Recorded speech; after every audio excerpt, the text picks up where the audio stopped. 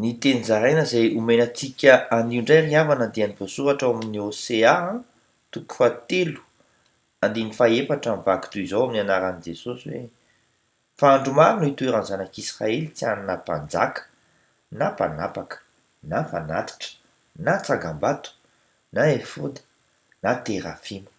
Midika izany ry havana fa mety hisy fotoana tsy hanan-kianterana intsony isika.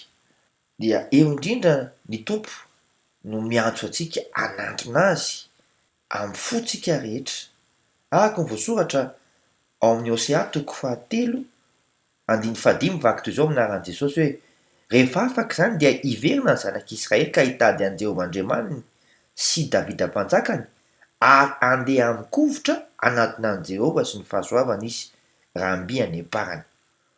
Vokatran'ny fanantonana an'Andriamanitra izany dia hiaino Andriamanitra, hamaly izy araka ny voasoratra ao amin'ny Hosea toko faharoa andiny fahatelo amby roapolo mivaky toy izao amin'ny anaran'i Jesosy hoe: ary amin'izany andro izany dia hiaino aho ho Jehovah, eny hiaino ny lanitra aho, ary izy kosa hiaino ny tany. Vokany dia ho voavaha ny olana, ary fitafiavanana aminy tokoa isika, araka ny voasoratra ao amin'ny Hosea toko faharoa andiny fahadimy amby roapolo.